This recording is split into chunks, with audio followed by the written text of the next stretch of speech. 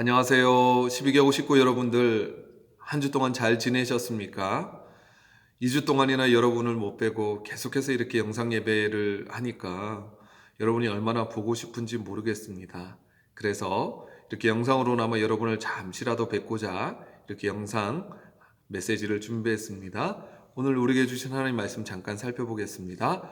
시편 26편 8절 말씀입니다. 여호와여, 내가 주께서 계신 집과 주의 영광이 머무는 곳을 사랑하오니. 시편 27편 4절입니다.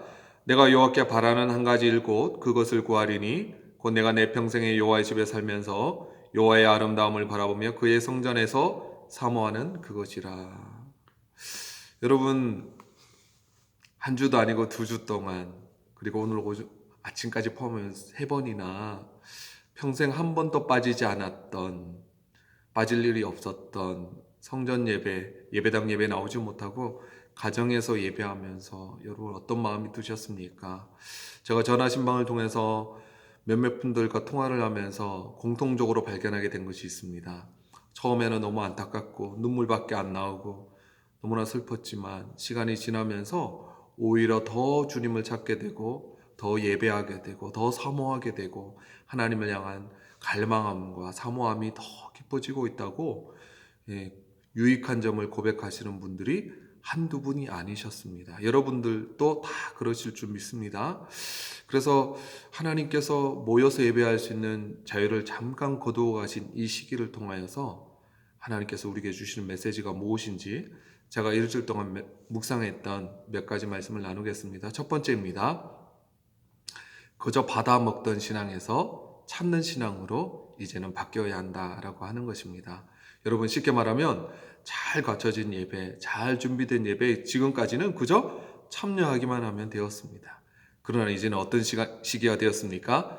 내가 성경을 펴서 읽고 묵상하고 찬양하고 예배하고 기도하고 우리 가정의 현장에서, 삶의 현장 속에서 하나님 앞에 나아가지 않으면 아무도 나에게 예배를 제공해 주지 않는 시기가 되었다라고 하는 것입니다. 이 시기를 통해서 우리 안에 예배를 향한 갈망함이 회복되기만 해도 얼마나 큰 축복인지 모르겠습니다. 왜냐하면 갈망함이 은혜이기 때문입니다. 사슴이 시냇물을 찾아 갈급함 같이 내가 주님을 찾기에 갈급합니다.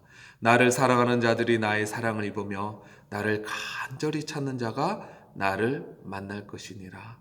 여러분, 혹시 여러분의 마음속에 하나님을 찾고 하나님을 사모하는 열망함이 잠깐 식으신 분들이 있었다면 이 시기를 통하여서 하나님을 더 사모하고 더 간절히 하나님을 찾는 적극적인 신앙으로 변화되시는 귀한 축복의 기회가 되시기를 주의 이름으로 축복합니다. 두 번째입니다. 바로 모이는 교회에서 흩어지는 교회로, 우리 삶의 현장에서 삶의 예배를 회복하시는, 가정의 예배를 회복하시는 귀한 은혜가 있으시기를 주의 이름으로 축복합니다. 그동안 우리가 잘 갖춰진 오케스트라와 찬양과 특성과 여러 가지 순서를 경험하면서 예배 드렸지만 이제는 찬양 반주 하나 없고 아무도 나를 위해서 찬양해 주지 않는, 목사님의 은혜로운 설교도 들을 수 없는 그 삶의 현장 속에서 이제는 삶을 통해서 예배하는 때가 되었다라고 하는 것입니다. 여러분, 땅끝까지 복음을 전하라고 했는데요, 진짜 땅끝은 아프리카에 있는 미전도 종족이 아니에요. 땅끝은요, 여러분 안방에 있는 형식적으로 신앙생활하는 여러분의 남편, 여러분의 자녀들, 여러분의 가족 구성원들 중에 한 명이 미전도 종족, 그리고 땅끝이 될 수가 있다라고 하는 것입니다. 이제 주일 아침 일찍 예배당에 나오지 않아도 되지 않습니까? 주일 아침에, 주일 오전에 온 가족 구성원들이 함께 모여서 예배하고 기도하고 신앙적인 대화를 하고 많은 시간 함께 교제하고 나누면서 사랑하는 아들, 딸들, 손주들, 여러분의 남편, 여러분의 아내, 여러 가족 구성원들이 함께 믿음 안에서 회복되어지는 귀한 은혜 회복하시기를 주의 이름으로 축복합니다. 세 번째입니다. 여러분, 마지막 때를 대비하시는 훈련의 조로의 기회가 온 것입니다. 여러분, 군대 가면 가장 어려운 것 중에 하나가 새벽 1시, 2시에 갑자기 비상이 걸려서 완전군장으로 전쟁하는 준비를 해야 되는 때가 있습니다. 갓 군대에 입대한 이병들이나 처음 들어온 사람들은 이것이 얼마나 어려운지 모릅니다. 그러나 이 훈련을 수도 없이 거쳤던 병장들이나 선임병들은 너무나 쉽게 자연스럽게 5분 만에 충분히 완전군장으로 준비할 수가 있습니다. 왜냐하면 훈련되었기 때문입니다. 여러분이 마지막 때에 요한계시록을 보시면 아시겠지만 지금과 비교도 되지 않는 극심한 혼란과 핍박이 닥칠 때가 올 것입니다. 전염병의 창궐뿐만 아니라 전쟁과 기근과 핍박, 전기도 끊어지고요. 3분의 1이 그 전쟁으로 인하여 여러 가지 일들로 인하여 죽게 되는 일들도 올 수가 있다라고 요한계시록에 증언하고 있다라고 하는 것입니다. 그때를 대비하는 훈련을 하시라고 하는 것입니다. 지금은 유튜브를 통해서라도 하나님의 말씀을 보고 들을 수 있지만 아마 그때는 유튜브도 끊어지는 날이 올지도 모르겠습니다. 오케스트라가 없고 나를 위해 찬양해주고 목사님의 은혜로운 설교 말씀이 들리지 않는 그때라도 내가 하나님을 예배하고 어떤 상황과 환경에서도 주님을 찾고 주님 앞에 가까이 나오는 그런 훈련을 해보는 시간을 가지는 귀한 시간이 되었으면 좋겠습니다. 여러분, 다윗이 하나님의 마음에 합한 자라고 칭찬받았는데 그것이 왠지 아십니까? 다윗이 기름 부음 받았지만 왕으로 등극하기 전까지 거의 10여 년의 기간 동안 광야 생활을 한 것입니다. 변변찮은 예배 장소가 있었겠습니까? 그러나 다윗의 소망은 왕이 되는 것이 아니라 예배 자리로 나가는 것이었습니다.